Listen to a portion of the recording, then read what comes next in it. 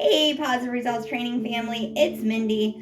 So, you guys have been following along on Bob's loose leash walking journey, and he's doing exceptionally well. He's actually becoming one of my most well-behaved dogs to walk, which if you would have asked me in the beginning if that was possible, I would have laughed and said no way. So, Frankie, come here. So now we're getting ready to start Frankie's journey of learning how to loose leash walk. Now, every dog is different. So with Bob, I knew right away that a prong collar was going to be the only way I could communicate with him. Leave it. So we didn't even try anything else. We may eventually try to transition because once dogs understand loose leash, sometimes we are able to switch up our equipment that we use on walks. Sometimes not. If like for Xena, for example, she's been wearing a prong collar since she was 4 months old. She's 9 years old now. If she doesn't have that prong collar on, she pulls like crazy. She knows she can. Her reactivity is higher because she knows she can get away with it because I don't have a way to communicate with her, things like that. So, Frankie has proven to me time and time again that she's super smart, she's highly trainable. We earned that novice trick title not too long ago, and that really only took us maybe a week and a half to learn all of those things. It took me more time to get my video done than it did for me to teach her how to do it. So she's a little bit more docile. She's not as high strung as Bob is. She is a little bit more willing to listen and learn than Bob.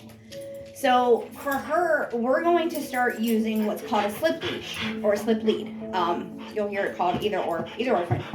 It's the same concept as a prong collar. We're working on leash pressure, so my leash pressure again is communicating to her that it is not okay to pull Bob back. That she needs to follow me, she needs to learn, things like that. So again, because it's all about leash pressure, we're going to be doing the same thing. Come here, Frankie. And of course, you have to bear with me because I always forget. You're going to be on that side of me. It'll go this way. So, this is the first time putting it on her. Bob, leave it.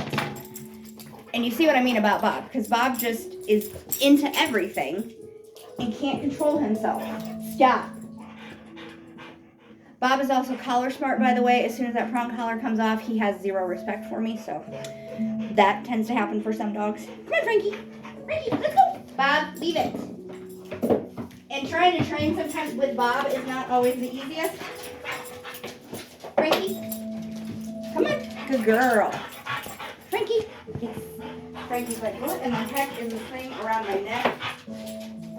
And why is Bob right up my butt? Leave it. Leave it. Good girl.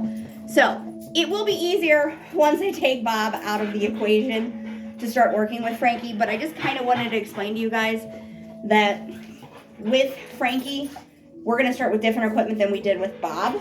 And that's okay. She may prove to me that she is a little bit harder to break when it comes to leash pulling, things like that.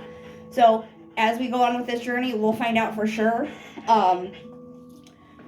what kind of training equipment I am going to end up using with her, but I'm excited with where Bob is in his walking, so I'm ready to start getting Frankie to learn how to walk. That way, hopefully, by the end of this month, and the weather breaks nicely for April, fingers crossed, I will actually be able to walk both of them because I feel bad now. I take him on a quick walk and I have to leave Frankie back, so I don't want to do that. I want to include everybody. So now you get to join us for Frankie's leash walking journey. All right, guys, have a great day.